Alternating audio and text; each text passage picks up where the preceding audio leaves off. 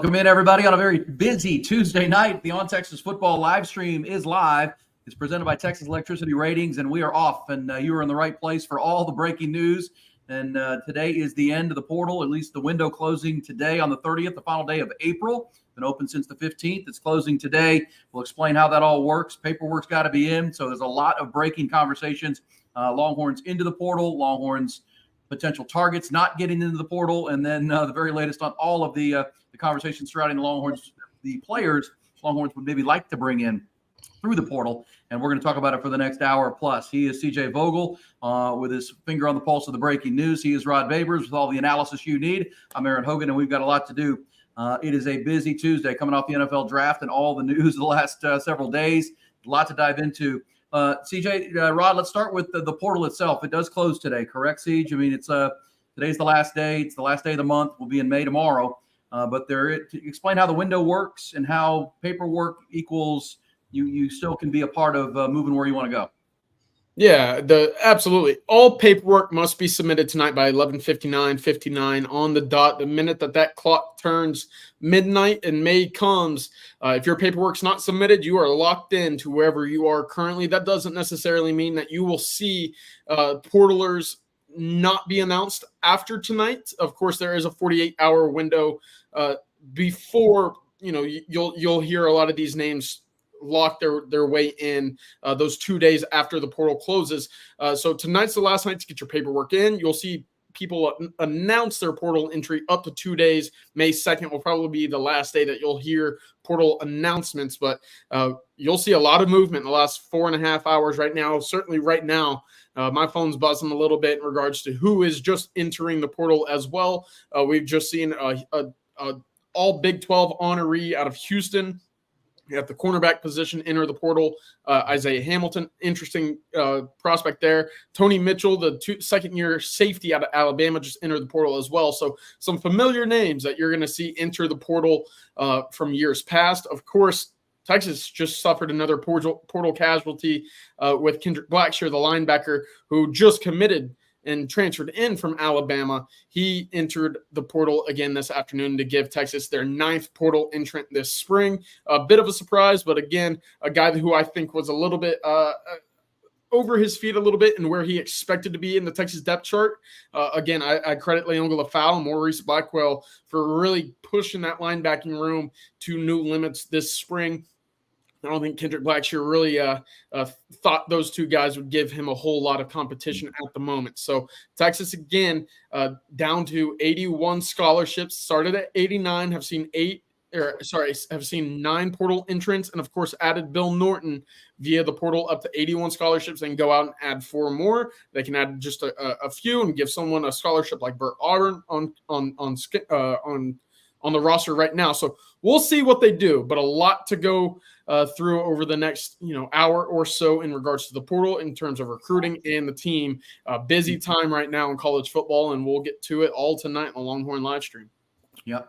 Kendrick Blackshear just got here 4 months ago, Rod, and already back in, and that's a deep football team. I mean, that's TJ mentioned, Leonga Lafau, Maurice Blackwell, Darian Gillette. There's a lot of young linebackers that that recruiting class of 2 classes ago that Jeff Choate brought in, really talented young players that I think Kendrick Blackshear coming from Alabama maybe thought there would be more of a pathway to the field, that he gets here and thinks, oh, man, maybe not, right? Then you have your exit meeting with your linebackers coach, and he's back in the portal 4 months later. Yeah, and most of the attrition at Texas is because of that reason, right? Guys don't have a path to play, and that's why they're leaving. The only one that really probably isn't that's a bit surprising is the Terrence Brooks one, because it seemed like he definitely had a path to play, that he was going to battle, be the co-starter. So that's the one that for Longhorn fans is a little strange. It doesn't make a lot of sense, but this one also makes sense because David Bender has stepped up, right? And he's become even more consistent. And then you talked about Leonga Lafau. That's another guy. I spoke with Maurice Blackwell. Shout out to the Third and Longhorns podcast. Got a chance to speak with him, and was really impressed by how unselfish Maurice Blackwell was. I mean, that's why he's changed positions a lot, because he'll do it any of the coaches ask him to do. And he's another guy that's at that linebacker spot that they like to use situationally. He's kind of their not a true nickel, but he'll provide them with a hybrid that can be a guy that's good in coverage, but also a guy that can come down and play the run. So they got so many different body types. And Blackshear was another one, right? What's he, 255 pounds? I've been saying this about that off-ball linebacker spot. There's so many different body types at that spot opposite Anthony Hill. I just wonder exactly what they're going to go with, or if we'll see them use different pieces and maybe mix and match some of those pieces depending on the match that week. Because you do have some guys that may be better against the run. You do have some guys that look like they may be better in coverage situations at the linebacker spot. So you want a guy that can do it all, which is essentially what you have in Anthony Hill. I love what CJ says about Leonga Lafau, that he's probably the closest that can give you that right now at kind of an all-purpose, every down linebacker. But until that point, maybe they'll moneyball it. But that's not a concern. I think, like I said, the attrition there is healthy attrition. I believe he's leaving because he doesn't have a path to play. The Samaje Burrell thing, obviously, we know there was, the extenuating circumstances there with what he went through. But for the most part, healthy attrition. The only one that's I'm saying it's unhealthy attrition, but it obviously doesn't help. It doesn't necessarily help Texas, and it's not necessarily you churning out the roster and upgrading, is that cornerback spot with Terrence Brooks. So the transfer stuff right now with Texas, I think right now they're in a really good spot transfer portal-wise. Would have been nice if Tarvario Davis news that dropped, that he's going to stay at Arizona. I'm not surprised. He's there with Coach Aquino. Coach Aquino's got a reputation, guys, for producing great NFL DBs, and I'm sure Coach Aquino broke out that resume of NFL DBs that he has developed throughout the years and convinced Tarvario Davis was a first-round prospect. I saw a top 25 big board today with him on it in the top, 25, 30 guys. There you go, my man CJ Vogel breaking it down for you via Twitter. Yeah, he's going to stay. So Texas got to find – that is the only concerning transfer portal departure for me. And Texas needs to find solutions and answers there at that corner spot. Good stuff right there, Rod. But CJ, so on Tarvario Davis, there's your tweet. Matt Zenitz with the story as well. Tarvario Davis, there was thought he may jump into the portal, but not going to. He's a big-time player. You got to replace Terrence Brooks at corner. You had a breaking story today concerning a San Jose State, I believe, transfer that is into the portal now. Yeah, absolutely. Well, Rod, to your point about Texas, sitting nicely in the portal so far, of those 9 portal entrants we've seen so far in the spring, only one of them had a start under their belt at Texas. And while, that might not necessarily be something for a big worry, of course, Terrence Brooks did have 19 of those starts. He was a starter the last year and a half, 2 years of his time at Texas. So that's a starter that's off the board right now for Texas on their depth chart. Well, they're making moves right now. They will be hosting former San Jose State cornerback Javion Cole out of Oakland for a visit on Thursday. He will be making it in to campus to visit the Longhorns, Terry Joseph, Steve Sarkisian, and the staff. Of course, many of those coaches are out on the road seeing high school prospects in the 2025 and 2026 classes at the moment. We'll dive into that a little bit later. But Javion Cole coming in out of San Jose State. He actually began his college career at Cal Poly before spending a year at San Jose State a year ago. Ended up having 10 PBUs, 3 interceptions. He's only 5'11", but ran a 10.6 fat time in the 100-meter dash out of high school in Oakland. Again, this is a guy in the Oakland Athletic League where if you're the player of the year in that league, and I was talking to Bobby about this earlier today, odds are you have a bright future ahead of you. I know he didn't start necessarily at the highest level of football to begin his college career, but if you go back and look at some of the guys that have been produced out of that Oakland Athletic League, you'll see some really talented ball players. Marshawn Lynch comes to mind right off the top of the brain, essentially. So a really talented kid, sticky in coverage. If you go back and you watch his high school tape from 2022, I mean, this is a guy who has a 7-minute highlight tape at cornerback alone. Multiple, I think he has 7 or 8 interceptions, multiple punt returns for touchdowns, very jittery in his movement. He's a jitterbug, essentially. Can change direction very well. Obviously plays the ball tremendously with those interceptions, someone that gets after the rock. He would play at Texas. I know there's a lot of folks that might be kind of concerned whether or not Texas going after a kid from San Jose State would provide an immediate impact. This is a guy that would see the field for the Longhorns, at the very least in a rotational role. And I think if you go back and you watch the tape at him at San Jose State, you might see him in an extended role should he come to Texas. Auburn's another team to look out there. Michigan State, he mentioned, might visit. Right now, Texas is the first school that he has a visit locked in for, and right now is the only school that he has visit plans for that are locked in at the moment. So we'll see exactly what comes of that. Again, he'll be on campus in 2 days. Again, that All-City Oakland Athletic League MVP, to do that at 6 foot, 165, and I think he's listed actually about 5'11" at San Jose State. I mean, it really speaks volumes to the type of athlete that he is. Really impressive player. And again, 5'11", not the greatest, not necessarily what Texas has been recruiting at that cornerback spot when you go back and you look at the recent recruiting classes and the length that Texas has been able to accumulate. But hey, you watch this tape real quick and you get an understanding of how quickly he can turn back and play the ball. That, to me, gives you a little bit of an indication of how talented he is as a cornerback. Rod, as you watch this guy right now, let me know what you think. Of course, the cornerback whisperer, I mean, he plays a little bit bigger than 5'11". Again, just finding the ball to me is the number one thing that jumps off the page when watching this tape, not only in high school, but going to San Jose State as well. I watched that game against Coastal Carolina last year, and I mean, he's not targeted very often, and he finds ways to impact the ball in the air. Yeah, no, I'm with you. Ball hawk kind of stands out to me too. This is a guy that plays the ball, and he's playing off coverage. You can tell his eyes are on the quarterback, and he's making that three-step read to make sure the quarterback's not bending the ball out quickly. So it's one of those guys. He uses his instincts, and I like that as a player. I can tell you that, you know, if you got a guy that naturally has a feel for the cornerback position, which it looked like he does, it looks like he's a field cornerback too. Looks like he's the guy that would project to play in the field because he's a little bit smaller, but I think his off coverage is, man, just the way that he comes out of his stance, and it's not even a back pedal. It's almost a shuffle / back pedal. It's very comfortable. He does it. He looks relaxed, and he doesn't look like he is rushed coming out of his stance. That's important. A lot of guys, they get out of there too quickly, and oftentimes we live in a three-step world now in terms of the passing game. Everybody you're going up against, they're getting the ball out quickly. You know, most of the passing game in your route tree is going to be within 7 to 10 yards. That's where the game is played. Now, when you get to the deep vertical passing game, that's something different. You need to have a plan for when they do get past 12 to 15 yards, because those are your post routes, your post corners, your deep cuts, your vertical routes down the field. But, I mean, this is a guy that understands. He's patient. His game there's a lot of patience in his game. And I think he's rewarded with that by the patience with a lot of plays on the football.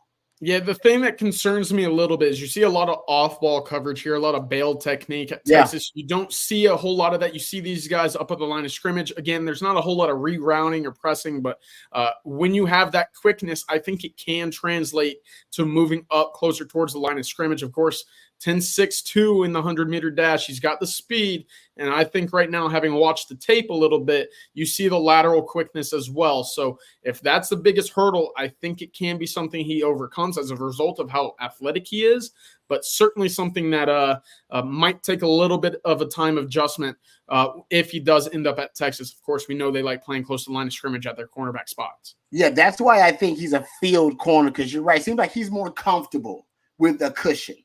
I mean, some guys, they want to play press. They want to be up there. They don't want a cushion at all. I was one of those guys. I hated cushion. Cushion sucks because I got more space to cover, right? I've got to cover more space, and there's room for that receiver to work in that cushion. You're basically giving him space to work with.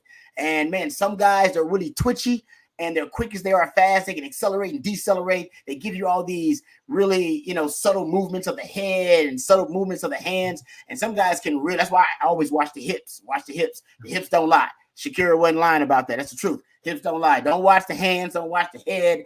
Don't watch even the chest. All that'll get you mixed up. What won't ever get you mixed up are the hips. You can't go nowhere without them.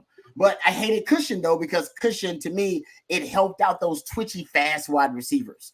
It helped him out a ton. I'll give cushion to a bigger wide receiver because he's going to take him a while to get that big frame settled down and decelerate that big frame, unless you're freaks of nature like, I don't know, Marvin Harrison Jr. But most of those guys, takes them a while to get in and out of those breaks. Those really fast guys, oh, man, I hate cushion with them dudes because they get in and out of breaks fast. And that cushion that I have 5 or 6 yards on them, man, that's more than enough for those guys. Separation for those. It's separation already inherent in it. But what I like about his game, though, CJ, he's patient. Like, watch him. He does it, even though he's off, he's really patient. Like, he almost sits on the routes a little bit, getting out. There's not an urgency to get out. And I tell guys all the time, if you're going to play off, you got to be patient playing that off coverage, because the game is basically played, like I said, it's a 3-step game now. And a lot of guys, when they play off, they like to bail, and Texas likes a lot of bail coverage. And they want to get their back pedal. They want to get out of their back pedal as fast as possible. I tell guys, nah, man, relax out of that back pedal. Make it a slow back pedal so that when you do come up on that break, boom, you're already underneath that route a lot of the times. But you got to have sweet hips if you're going to do that. He's got sweet hips because you got to be able to turn and be ready to go when it's go time, when they're about to run that go route on you. Yeah, so we'll see how that visit goes Thursday. Again, there are a number of cornerbacks entering the portal as we speak. I was actually talking to Bobby and Jerry a little bit earlier as well. I mean, names are just flying in right now. And we'll see, again, just how much interest Texas has in all of these. Right now, the only one I've been able to confirm that will be on campus is Javion Cole, who has been recording a number of offers. I believe Buffalo, Cincinnati, Auburn, Michigan State. There have been teams that have reached out to him. Of course, Texas, with the departure of Terrence Brooks, certainly in the market for another cornerback to join the roster right now. Again, I'm not sure if Texas has a lot of confidence, or at least the starting confidence that we'll see with a guy like Manny Muhammad right now with the guys that they have. Of course, we know Gavin Holmes is a guy who can contribute, be a rotational piece, but I'm not sure if they have that same confidence in a Warren Roberson, Kobe Black, some of these younger guys. And of course, what happens then with a Jahdae Barron or Jalen Gilbo? Do you see them spin outside a little bit as well? So we'll see. But again, Javion Cole coming in Thursday for an unofficial visit with the Texas Longhorns. That's what we know for sure for now. Guys, hey, Rod, on the Jahdae Barron thing, is there your thought? I mean, is there a chance he could move outside? And Jalen Gilbo at the Star had a good spring. I mean, you've seen Jahdae. I mean, I know that's one of the things the NFL said to him, hey, let's see you at some corner. I think that's a challenge, especially the student of the game that he is, that he would not, he would not just swallow and go for it. You know what I mean? Yeah, that needs to be, if you're the coaches now, that needs to be your contingency plan. And not just for Jahdae Barron, but for a lot of these guys. They do have versatility. They've been, championing their versatility in this offseason, recruiting guys with more versatility and position flex. Obviously, Jahdae Barron can play any position in that secondary. So you need to use that. You need to manufacture depth that way. Makuba can play any position in secondary. Use that versatility. Jalen Gilbo can play nickel and play corner for you. You got to use that now, because the versatility provides you with solutions, possible solutions to problems you're going to be presented with, not only with depth, but potential matchup problems for Texas. So that cornerback spot opposite of my man Malik Muhammad, and I think Malik Muhammad's going to be strong for you. But that cornerback spot opposite him, depending on the matchup that week, listen, if they don't have a strong wide receiving core, and say they got a really good tight end and they got a really good run game, and you prefer Jahdae Barron inside playing the star that week, or they got a really good slot wide receiver and you want him in the star, then use them that way. And then you can have your cornerback out on that island, but you're not necessarily threatened to be exposed by whatever that passing game, which is not an elite passing game, right? But if you're going to play an elite passing game and they got two really good receivers on the outside that are prolific, well, then you can move some pieces around. So I think they should look at mixing and matching more instead of wholesale rotations in the defensive backfield. I've talked about this. Instead of rotating basically a first group and then that second group behind them, more mixing and matching and using the versatility of guys, moving Jahdae Barron around with certain lineups and matchups, almost treating like a basketball team, right? There are different lineups that are more effective than others that you're bringing out there. And I think Texas needs to look at that potentially based on the matchup, but then based on the DBs you have, just trying to get your best, most effective five out there. And because of the versatility, you can mix and match some pieces. Jalen Gilbo can play nickel for you. So can Makuba. So you can move Jadae Barron outside if you need to. And then you got safety depth potentially. If you like your safety depth and your safeties are playing really well, and say you like what Jelani McDonald's bringing to the table, and you like what Derek Williams is doing at safety, and Taft that is assignment sound as he was last year. If you like that, then you can move Makuba around a little bit. Use the versatility. I think that's going to be the key this year, because if you don't get this young man, Javion Cole, in the transfer portal, you need to try to bring in somebody in the transfer portal, and also look for solutions and contingency plans with the versatility of these guys.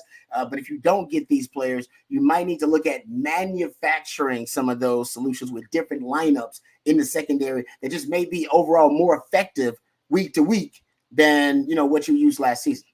Yeah, Max, real quick, I saw the comments that who was that film of? That was of Javion Cole, cornerback out of San Jose State, who will be on campus Thursday for a visit with the Longhorns. It is our On Texas Football live stream. It's presented by Texas Electricity Ratings. And for those of you in Texas, and you're still living in major cities with deregulated electricity like Dallas and Houston and other places, you understand deregulated electricity and the market can be confusing as heck. Texas Electricity Ratings is a shopping website.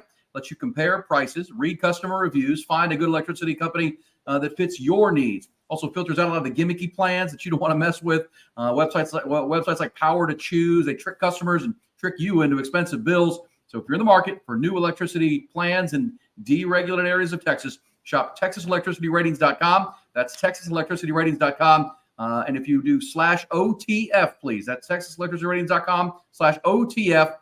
Just make sure you lock that in there. All of your electricity needs will be right there. No gimmicks, no hassles, just the right stuff, the straight scoop, like you get right here on the Tuesday live stream and all of the programming here on the On Texas Football channel. Guys, I mean, the other big story portal-wise, Kendrick Blackshear is into the portal now for Texas 4 months after, number 9 for the Longhorns. Then there's the Dominic Williams story, right? I mean, that one's huge. That's a big-time player, defensive tackle out of TCU. I know you guys have talked about it a lot on the other shows here on the On Texas Football channel, but what's the latest, CJ, as we sit here on a Tuesday night? It's down to 3-4 schools. Texas in the mix. Where do they stand? Yeah, well, they're certainly in the mix, that's for sure. Of course, he visited Texas last week in the midweek. First visit was to Oklahoma, then Texas, Missouri over the weekend. Today was day one of his time down in LSU in Baton Rouge to visit with Bo Davis and the Tigers. Listen, it's not a slam dunk for Texas, and I think it's a little bit more so of a fight than maybe they expected, but Oklahoma made a really good first statement with Dominic Williams. Of course, they have a need at defensive tackle similarly to Texas, as does LSU, as does Missouri. These 4 schools, he would start at all of them. Make no mistake. Of course, this is a very talented interior defensive lineman. You don't see these guys enter the portal all too often. And when you do, you put out a good package for them. NIL is not going to be a big differential across the board. All 4 schools are going to put together a good package, a good representation of the university and what they can do for him financially. The difference is, how does he fit in the scheme? How does he, relate to his position coach? And, of course, how talented of a team does he want to play for? Texas right now, going to be a pretty talented team. But you go out and you look at what Bo Davis did with Byron Murphy and Tavondre Sweat a year ago, Moro Ojimo, and Keandre Coburn 2 years before that. Juan, thank you for the super chat. Thank you, Juan. Bo Davis can sell Williams. He developed Byron Murphy and Tavondre Sweat, made them first-round picks. He can also sell. He made Sweat an Outland Award trophy winner. So I would be very surprised if Texas wins out. Listen, I think that's a good take. And because, again, Bo Davis has a long history of developing these interior defensive linemen. He can look at 4 in the last 2 years getting drafted, one of them winning the award for the best interior defensive lineman in the entire country. So a bit of, hesitancy there. Kenny Baker will eventually have his skins on the wall, but right now he can't necessarily point to anybody that he's produced and developed at the college level as someone that he can necessarily say, yeah, I can turn you into him, although he would have a very lucrative deal here at Texas. And of course he would be on the field. The other thing there with Texas is last year, Byron Murphy and Tavondre Sweat only played about 50 to 55% of the defensive snaps that they were eligible for. That doesn't necessarily include some of those blowout victories, I know, but when you go back and you look at some of LSU's, Oklahoma's, Missouri's top numbers, they were creeping up closer to 65 or 70. So for a guy who's hoping to get enough tape on the field for his NFL hopes and dreams 1 year from now, that might make a bit of a differential as well. Oklahoma feels good. LSU feels good. Texas in the mix again. I would not be surprised. And with Jerry Hamilton spoke about this earlier today on the recruiting breakdown. If you see Texas and or Oklahoma make a last trip visit out to see Dominic Williams before the expected decision coming Wednesday or Thursday, again, Wednesday or Thursday is the expected decision date for Dominic Williams. A lot of folks heavily invested here. He will make an instant impact at wherever he ends up. Yeah, a lot of things going for Texas right now, Rod, as far as recruiting and development, everything we talk about. But that's the one, right? It's Kenny Baker. He's brand new. He doesn't really have a college football resume. He down the road maybe big time, but Brett Venables developed a lot of big time defensive linemen at Clemson while he was there, and obviously Bo Davis. Now that's you're recruiting against your buddy there, your guy. That's just a challenge of the current climate in college football. Yeah. And there's still, listen, if it doesn't necessarily work out with Dominic Williams, there's still plenty of talent for Kenny Baker to work with. And this is what you do as a coach, right? As Mike Tomlin's got a great saying, don't run from coaching. All right? Don't keep complaining about the talent you got or the talent you don't got. Hey, that's what you do as a coach. All right. You make guys better. You help them reach their ceiling as a player. And I've heard great things about Kenny Baker. So he knows how it looks. He's been in the NFL. He spent some time there. He knows how it looks. He knows what it takes. So the raw materials he has here in Texas, and they brought in two guys via the transfer portal at the defensive tackle position with Savea, who I thought played really well in the spring game. Was a good showing by him. And then, of course, Bill Norton, who they're bringing in. When both of those guys can provide some of that A-gap disruption that you need somebody that can play the nose tackle. It'd be great for Texas to get Dominic Williams. Trust me, I want Dominic Williams too. That'd be awesome because that guy, his upside is he's got a Sunday skill set, right? He's going to be an NFL player. But the truth is, for Kenny Baker, you can't worry about that. You can go recruit those guys. You don't get them. You gotta be a problem solver as a coach. Solve the problem. Problem right now is, honestly, the truth is, I think I feel better about the interior D line right now, even without Dominic Williams, than I do about the secondary overall. I think the secondary's got some issues they got to figure out, and I think they got the pieces. But I think, to me, that may be a big concern because they've had more attrition there at key positions than the D line, because D line, they obviously lose Devontae Sweat and Byron Murphy, but you still got Afric Collins. Now, Vernon Broughton, he didn't play in the spring game, but Vernon Broughton's going to be a good player for you too. I saw somebody in the chat, in the super chat here. Daniel, thank you for the super chat. Is Vernon Broughton a portal risk? Seems like he has been recruited over, and weird he skipped the spring game. I don't think he's been necessarily recruited over because they need D tackles. I can't say he's been recruited over when, hell, they're bringing in D tackles via the transfer portal because they're like, man, we need big humans there. Now, do they like what they've seen from Vernon Broughton? Maybe not, but they need him. Because they literally just need bodies at the D tackle position right now, bigger humans. So it's an opportunity for him. Usually guys are leaving because they want a path to play. Now, is he threatened by these other guys coming in? As CJ mentioned, they rotate. They got a healthy rotation of at least 4. Hell, they'd like more than 4 if they can get it. And if you're Vernon Broughton and you can't crack the top 4 in the rotation, well, then you might need to transfer then. Yeah. Especially when it was his job. I mean, he came into this spring as the starting nose right next to Alfred Collins. Again, to the point about the wedding, that's a weird deal to me. I think as a guy who's entering year 5, you expect better than to miss, the essential unofficial game of the spring. I mean, I'm still a little bit perplexed by that. That's a bit surprising. I heard it was planned before the spring game announcement. Before the date was announced. You're gonna plan your wedding for the fall, and I mean, I know. Trust me, I agree. That's So I heard that's what it was, and that's what you would tell wifey, or like, hey, babe, you can't do it for football season. Don't even think about it. Don't even come close to it. Don't come close to training camp. Don't. All right, you got half the year to do it, but you can't do it from basically August till hell. Now you got bowl season and playoff. You can't do it from basically August to February. Can't do it. All right, because then I'm in the season. So you know how that is, guys. Hogan, you know how this is. You gave Maybe I don't. You don't know how it is, CJ. I just had one of these like 3 years ago during COVID. Actually, got married during COVID, and you got to give wifey a window. And once you give her that window, she goes to work. And I will admit, that's a conversation that Vernon Browder was not willing to have after she went to work and planned the wedding for I don't know how many months, and then go, babe, Coach just announced the wedding's on 420. I know announced the spring game's on 420. I know you got the wedding on 420. We got to move. And she's like, you told me I could do it anytime in this window. And he's like, got to move it. CJ, trust and believe.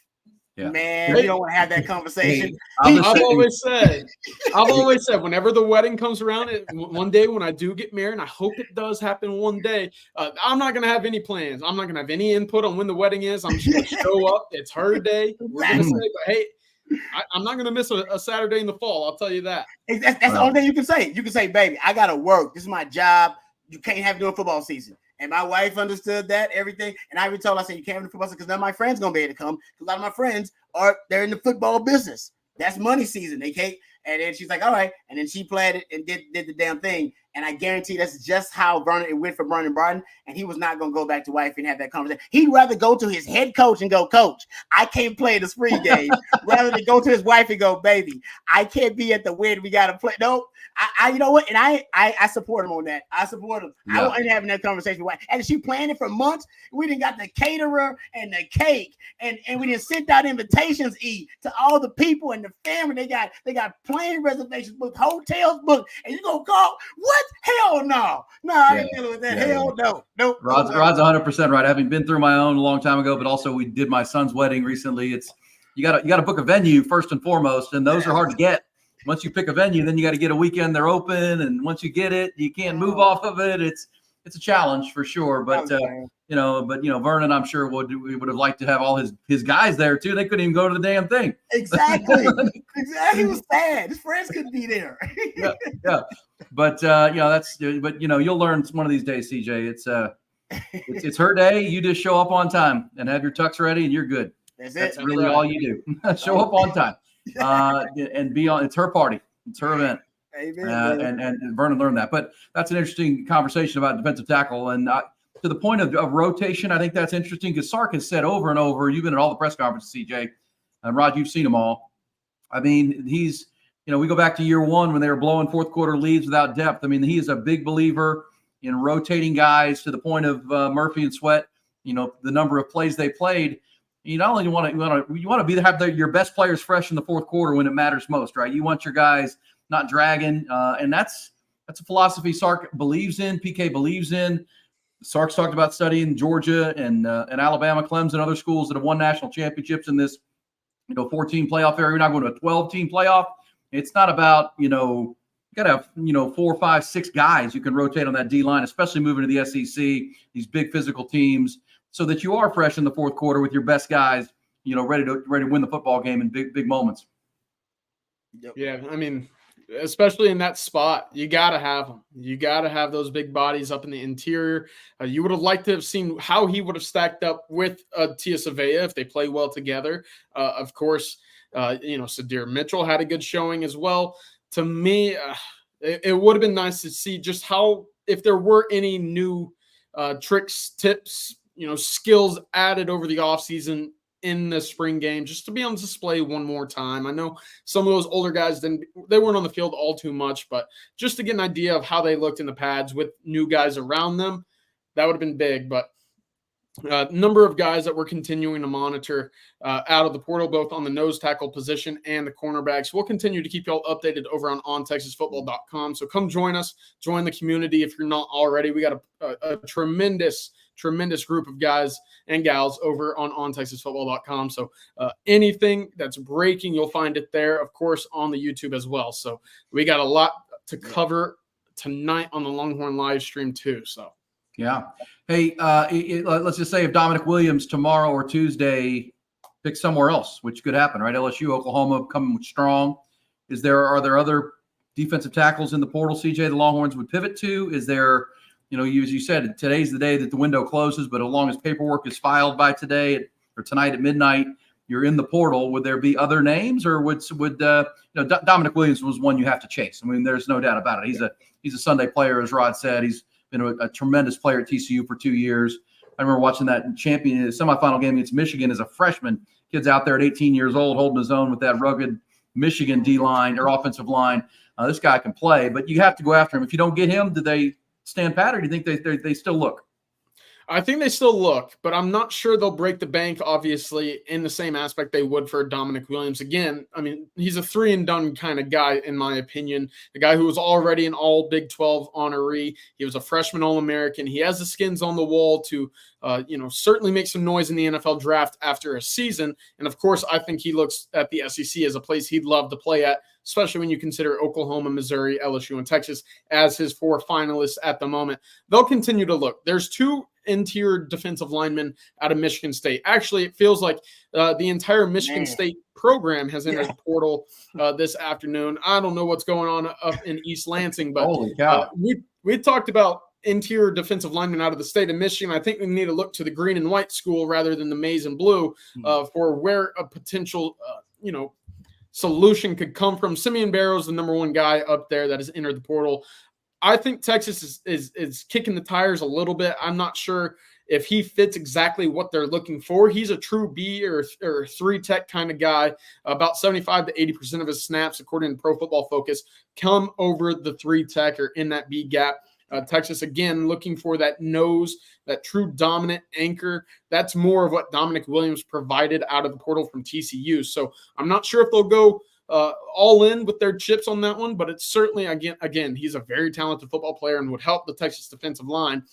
Again, another thing in this portal recruitment for anybody amongst the D linemen is, hey, Texas has already taken 2 talented, defensive linemen already. I think that's something that might not necessarily be, pushing their favor all the way, Yeah. With Bill Norton and Tia Savea, it's tough to kind of pitch coming in as a 3rd guy, regardless of how talented you are and how much of a pitch that you have from the Texas side of things to play right away. Adding a 3rd guy from one position to the interior defensive line in one portal window, it's a tough sell. So that might be something working against Texas just a little bit, but we'll see what they end up doing with Simeon Barrow and some of these other interior defensive linemen. Right now, I know that there's a small school interior defensive lineman. Let me grab his name again real quick because he's Javier Suggs out of Grand Valley State. He was one that I had come across earlier this morning. I know Oklahoma, Kentucky, a number of other schools are interested at the moment. I'm not sure if Texas has been in contact just yet, but I do have a couple messages out to him and some folks around him. So we'll see, again, if anything happens there. That's a guy who, despite playing at kind of a lower level at Grand Valley State, a number of big-time SEC interest at the moment. And like I said earlier, these big-time interior defensive linemen, they don't come around too often. Nope. So if you find a gym, you got to pounce early and you got to pounce quick. So we'll see. Again, he's another name to know and at least keep a close eye on as the portal window comes to a close in just over 4 hours. Yeah. I'm concerned. The reason that, they're taking as many bodies they can get, it seems, at D tackle. Immediately after the spring game, when Sark was talking to the media, his media availability, I thought he would bring up, the secondary and how the secondary got exposed and torched out there. And he didn't. He went on a kind of a rant about the interior D line and how we need big humans. We need more big humans on campus. And I thought that was very telling. That he was like, no, this is the issue that essentially I think he looks at that could tank their season. That could bring their season down, and totally it could be something going into the SEC. It's just a more physically aligned a scrimmage league. I think he believes that could be kind of a Shakespearean flaw. I mean, last year you made it to the college football playoff with a subpar passing defense. You damn near beat Washington with the best passing offense in the country with a subpar passing defense. So I think Sark believes now I can deal with that. Probably what he can't deal with is a team being able to run right up the gut on Texas in the interior with their interior D line being exposed. And the reason for that is just football wise, they can control the clock, control the game, keep the ball away from Sark. ultimately, that's how you beat Texas. That's how Washington did too. Washington basically had a whole damn quarter where Texas never saw the football after the fumble and everything. That's how you beat Texas. You take away possessions from Sark, because ultimately Sark's gonna score. He just got too many weapons, and offensively, he's really progressive. His offenses are modern. He uses a lot of cheat codes and really, really progressive concepts. He's really impressive offensively. So I think ultimately how you beat Sark is you just limit the possessions. You just take away time from them.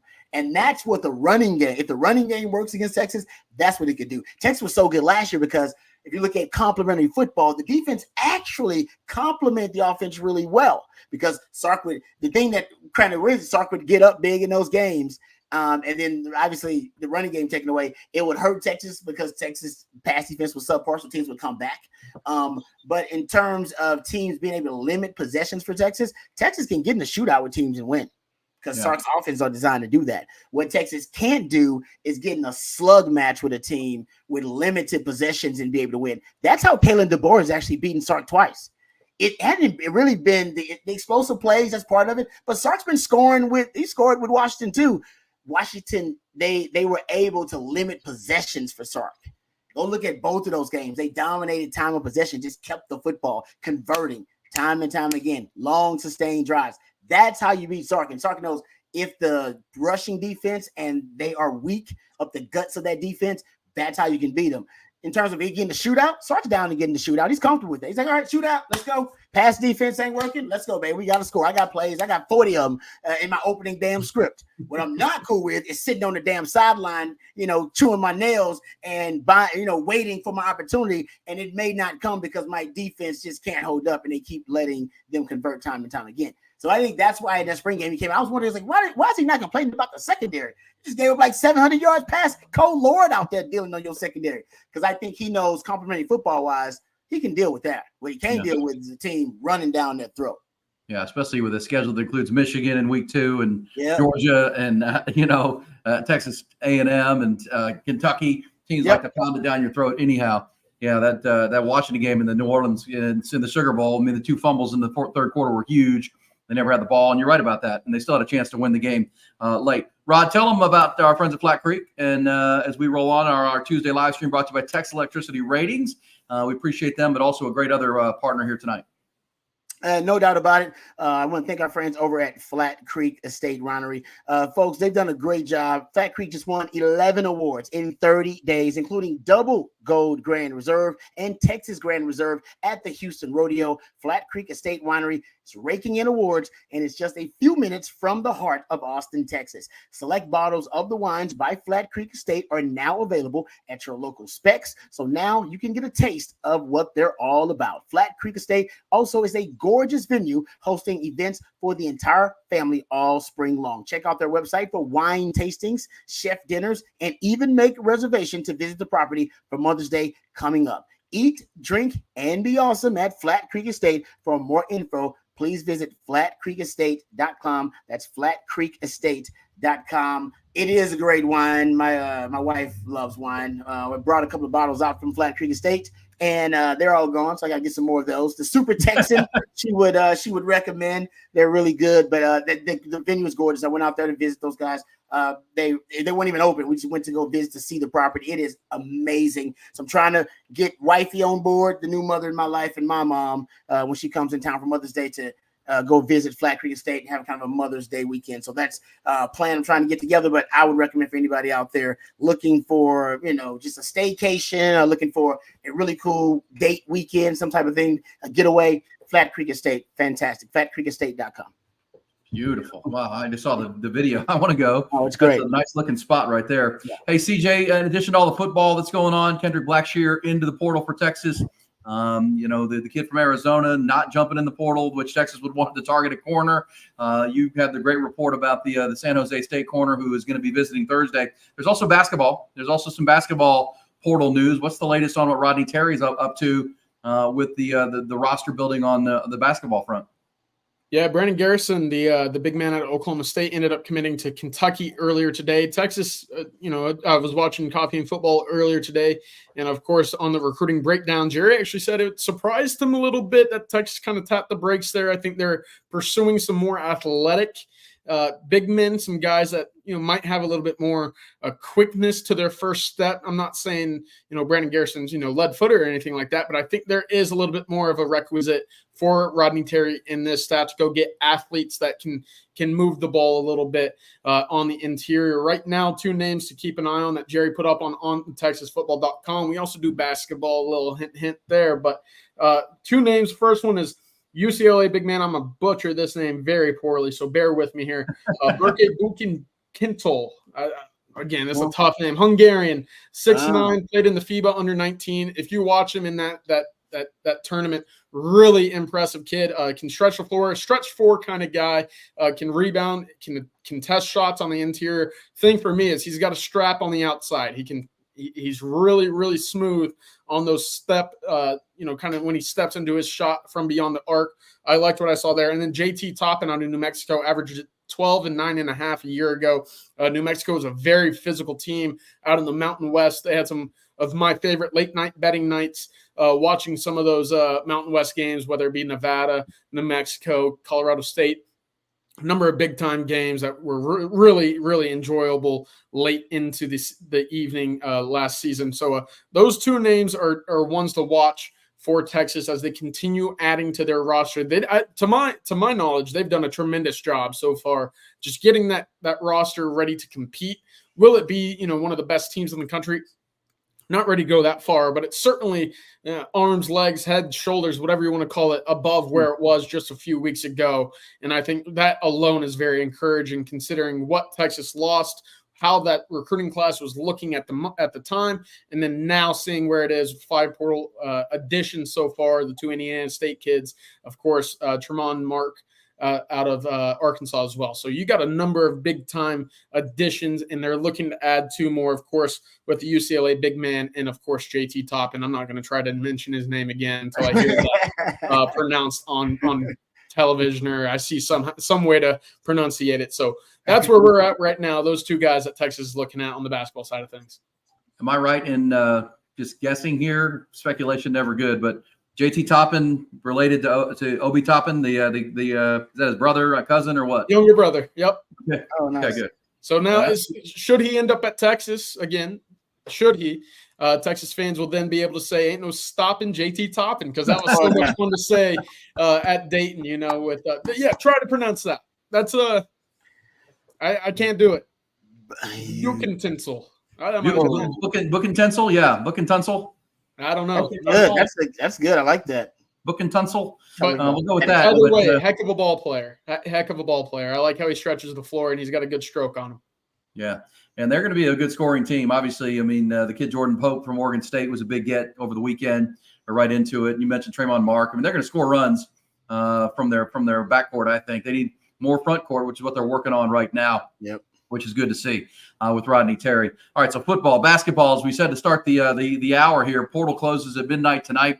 But as CJ pointed out, if you get your paperwork in, you're still in the portal. Just got to have that filed here.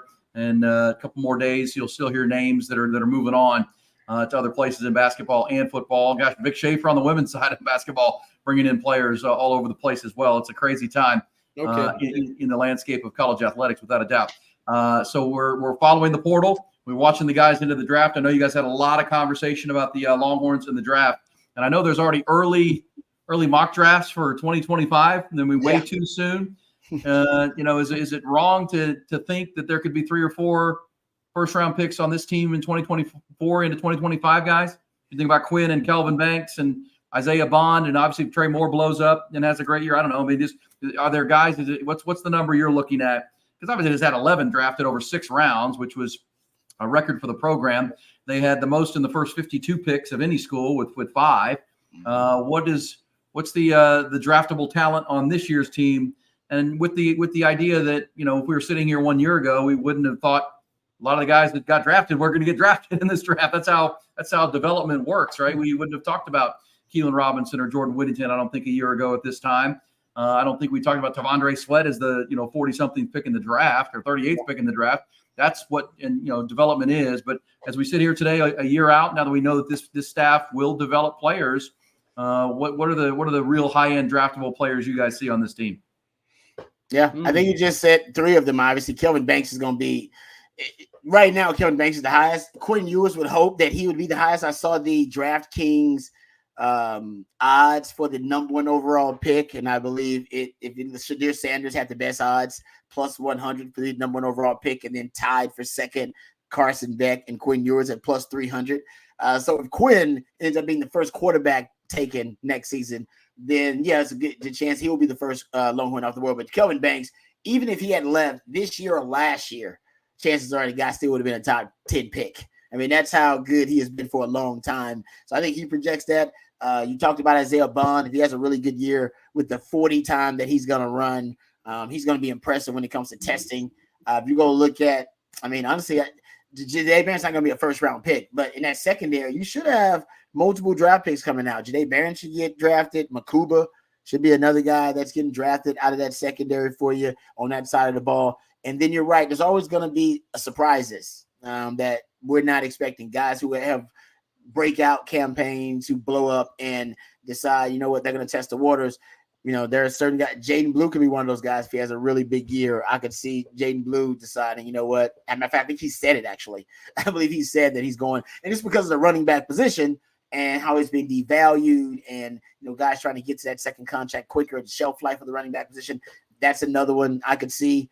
I mean, you look at the wide receiver position overall for Texas; those guys are relatively young that are at wide receiver right now. So Isaiah Bond's the one guy, but you know, I'm already not black. I mean, there's another guy that may have an NFL seat, Gunnar Helm, depending if he has a really good year, as a guy that also may end up in, you know, that draftable prospects for Texas. I mean, there are a ton of guys you can think of. Alfred Collins is another guy that's going, if he has a big year. I mean, he has a big year. Alfred Collins got measurables that you can't coach that kind of stuff. And the frame that he's got, if he puts it all together, the light goes off for him, and he has one of those years like Devondre Sweat, Byron Murphy had last year, or Keandre Coburn and Ojimo the year before that. He's obviously one of those guys that'll be going in the first 2 days of the draft. So yeah, I mean, I think you could get 8-9 guys drafted again pretty easily. I don't think that's being a homer if you're looking at that as a Longhorn fan at all. I think duplicating what we saw this year is absolutely on the table. I think getting 12 might not be too far away. I do limited to 2, and I say limit if it's a bad thing, but I think 2 right now is your limit at the moment for first rounders. I think it's Quinn and Kelvin Banks. I just don't think with Isaiah Bond he's going to have what separates the great college players from the athletic freaks who also produced at the college level that get into the first round. Of course, Xavier Worthy fell to 28 after breaking the all-time combine record for the 40, and then had 3 years of tremendous output and production at the University of Texas. He still only went 28th. So it takes a lot to be a first-round pick, especially if you're not a quarterback or a left tackle, because that's essentially where these NFL teams put all of their money in right now, is the gunslinger and the guy that protects them on the blind side. So Kelvin Banks, Quinn Ewers, those are my 2 guys. But Rod, Jerry, and I talked about this earlier in the week. I came up with 20 names that could hear their names drafted next year. And that's obviously not saying that 20 guys are expecting to hear their names called in 2025's NFL draft. But, I mean, you have a couple of fringe guys on the back end. We mentioned Quinn Ewers, Kelvin Banks, Isaiah Bond, Trey Moore, Jahdae, Andrew Makuba, Amari Niblack. That's 7 off the bat. Now, depending on good seasons from a guy who will test very well, like Alfred Collins, David Benda will test well. Could Gunnar Helm or Jake Majors make that jump? We'll see. They'll be a first time, or they'll be starting again at the University of Texas, coming off of a big year. Tia Savea now playing in the SEC. What is Silas Bolden, who has 10.6 speed and a great year at Oregon State in 2023, bring to the table? And that hasn't even mentioned guys like Cam Williams, DJ Campbell, Jaden Blue. Matthew Golden, Ethan Burke. That's 5 extra guys that could make the jump from their junior season into the draft. There's all sorts of possibilities here. And this is, again, credit to the Texas staff for continuing that level of, NFL talent coming into the program. And again, restocking it the year after that. I'm not saying 20 guys are going to hear their names called. I'm not saying 12 guys will hear their names called, but you could certainly see the argument right now before the season is played that if they have a great year, I could see them falling into that 7th, 8th, or 6th, 7th round at the end of the day for the NFL draft in 2025. So we'll see, of course.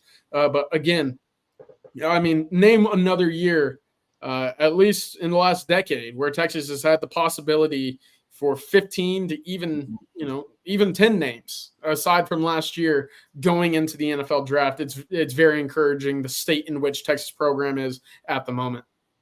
Well, and Rod, you know this, you were a part of it as it compounded. I covered it. I mean, it's, there was a time not long ago when area scouts and NFL scouts that covered the Longhorns, it was seen as a program that's not developing talent. I mean, they would come and watch practice and whatnot, but not optimistic. The players would get labels, and a lot of guys that are still playing in the NFL slid in the draft because of that reputation, right? And had to earn their way as free agents or back end of the draft kind of guys. Now, the opposite of that is true too.